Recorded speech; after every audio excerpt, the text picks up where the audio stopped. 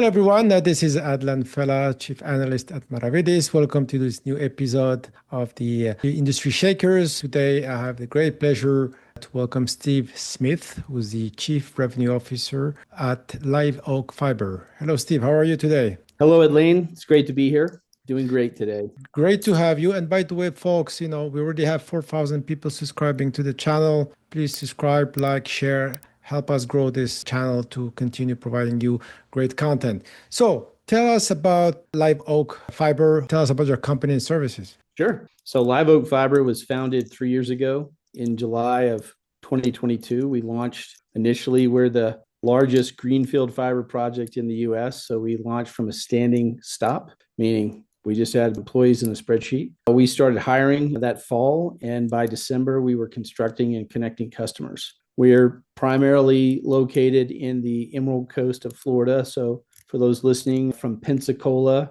Florida to Panama City Beach, and then up to Crestview, which is on Interstate 10. And then over in Georgia, we're outside of Savannah. We're on Tybee Island. We're in the suburban areas outside of Savannah, but also Glenn County, Georgia, which encompasses the Golden Isles, which is Brunswick, St. Simon, and Sea Island. They're in South Georgia.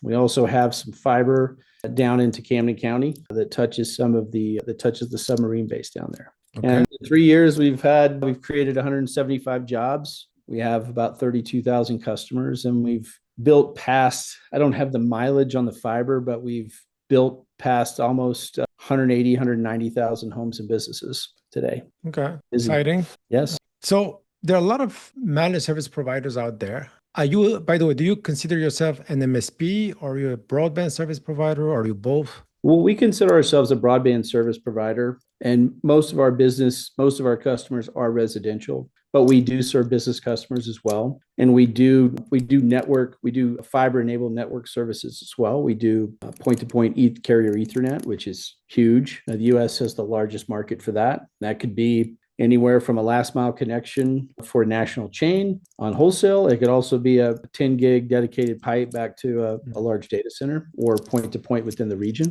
We do dedicated internet access. So we offer a higher level SLA for certain customers in our area. We do that as well. So I think we probably traditionally fit your broadband service provider, description. We don't do IT. We partner with local IT companies that might manage those decisions for the business, but in terms of the Wi-Fi or the connectivity part, that's where we play.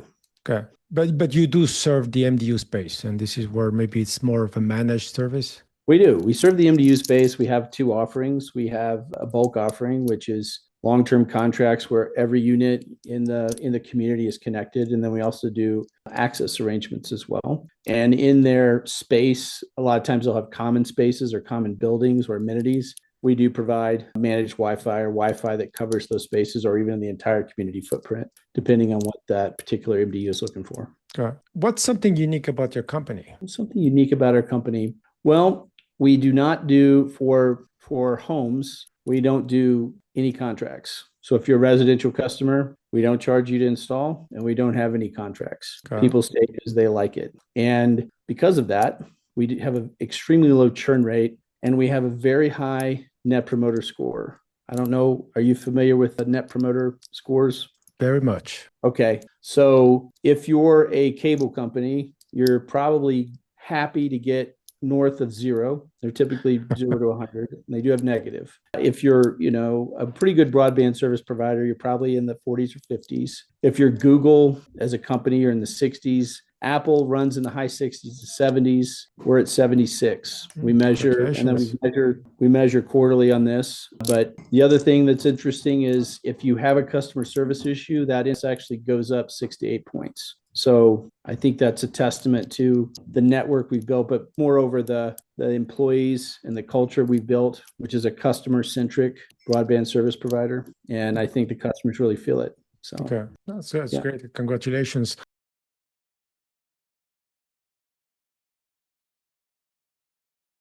Hello, everyone. This is Adlane Fellah. I'm a Chief Research Analyst at Maravedis.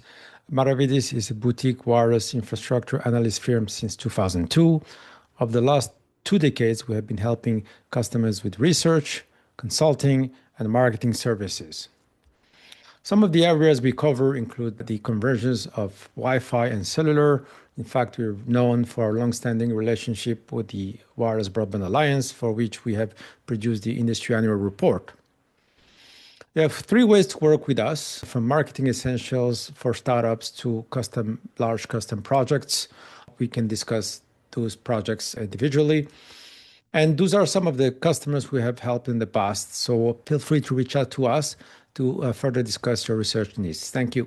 Now, going forward in the future, like what market segments are you most excited about? The MDU space is quite generic term to designate, market rate, affordable housing, student housing, senior living. Is there any particular segment you're excited about? Well, I am excited about the MDU space. We have, in those areas I've told you about, Florida and Georgia, but Florida specifically, have experienced tremendous population growth in the last 10 years. And that's a lot of people moving to Florida for senior living or just generally quality of life. And the areas that we cover are, for the most part, coastal communities. And I'm excited about the offering to connect these properties. So there are a lot of visitors there. These are great short and midterm rental markets. And we are connecting those with fiber. In the past, they've had, legacy infrastructure. We get a lot of storms in this area. We got a lot of water, which doesn't really do well with copper and kind of legacy networks, humidity, and these types of things. So we're excited about deploying that infrastructure to this group of people. And these are, long-term relationships. So the next kind of level of these communities and the United States in general is moving toward more dense housing, but people have more needs now in these communities than they did in the past. They have connected devices, not just the television, but they might have connected thermostats, they might have security systems, they might have, connected appliances, being able to manage these remotely. These are all the things that, and reliably, and these are all the things that fiber really is perfect for. So I'm excited about that segment, as well as the business segment. We serve several thousand business customers in our footprint, most of which are locally owned businesses. And enabling those businesses with broadband, there are statistics that they see a higher growth rate. They see like a 17% growth rate over the non-connected businesses. So it could be a dry cleaner, could be a restaurant, but if they're connected, they can do more things with their customers, guest Wi-Fi, more interactive point of sale machines. So that's the next segment that we're pretty excited about, that we're leaning into over the coming years. Yeah, I mean, traditionally, there's a lot of talk about, MSPs, BSPs being in the race to the bottom, offering more speeds at a lower rate. How do you escape that monetization challenge? Well, I would think the cable companies did that to themselves, like training customers that way. But I will say we have a very high average revenue per user.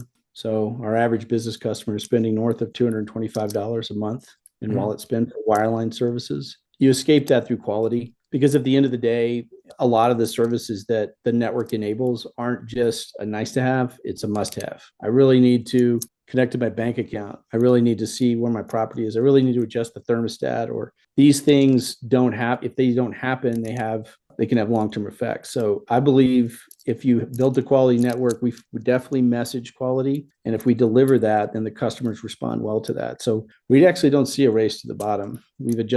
We have offered some pricing maybe that's competitive for maybe the economically disadvantaged. But for the most part, we see a lot of people spending north of $80 a month homes to connect with. Yeah. Let's dive into now your biggest business challenges then. If it's not pricing, what is it? No, it's not pricing. It's when we deploy this infrastructure in these rural communities, really, if you did it anywhere, but especially rural, you're going to test the local infrastructure. You're going to push the permitting office and the approvals. Once it's in, it's great. But that process of an underground construction project, because we're not hanging it on poles, we're getting permits, we're measuring for existing utilities. A lot of cases, those maps don't exist. So we have to get locators out there to do that. And we will typically outrun the community. So we really have to work hard to be proactive on the communication with them. They're great. It's just this is, in a generation, this might be one of the largest infrastructure projects they've ever done. And you can tell them it's going to be great at the end, but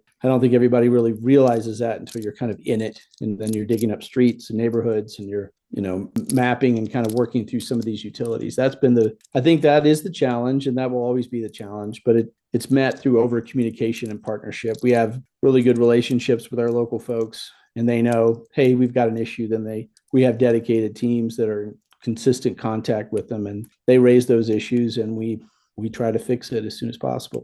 Great community work.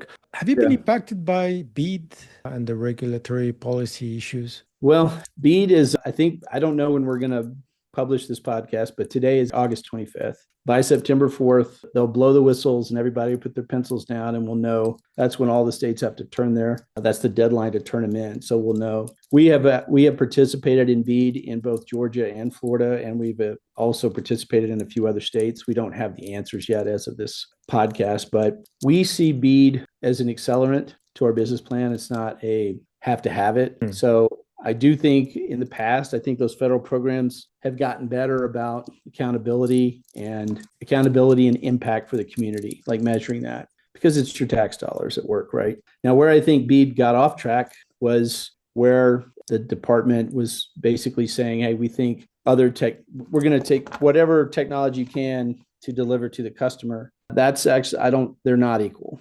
So if you throw up a satellite, you're not creating local jobs. You're not investing local money. A lot of that money, almost most of it, will go in the ground, and it will go directly into those communities. Not just the build, but the people that come to do the build, all the hotel rooms that they stay in, all the jobs that are created, all the food that they eat when they're there. This is a big impact for these areas. But so at that level, in terms of economic impact, some of those technologies will not impact that. Secondly, they're not going to be able to deliver, the capability that this is actual infrastructure. This isn't a Wi-Fi signal. You and I could start a Wi-Fi company this afternoon. That's not infrastructure. This is hardened infrastructure that lasts. I think we talked before we got on about we've had multiple named storms come over our area, and because of the way our network is designed, it works as advertised. So that's what I think. I think the feds have done they've tried to, the states are sorting it out. I think if you look at some of the ones that have been released, Louisiana is probably an early one. Majority, I think 80-90% of the award went to fiber,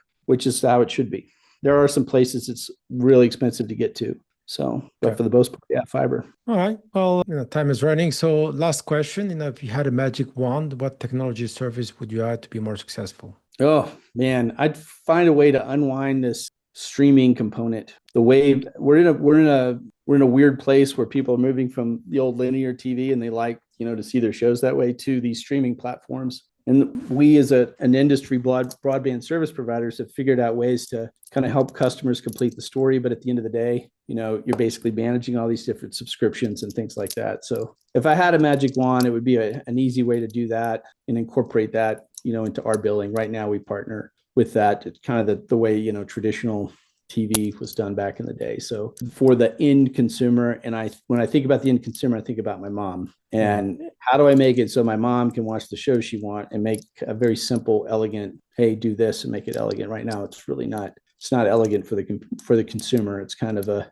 good luck. Here's the map. So if I could wave a wand and make that easier for folks. So maybe someone in the audience will hear your call for help and has a solution there. Okay, well, that was great. This is the end of today's episode. I want to thank you, Steve, for answering these questions. To the audience, please subscribe, like, and share. And until the next episode. Thanks again, Steve. Thanks, Adlane. Have a great day. Thank you. You too.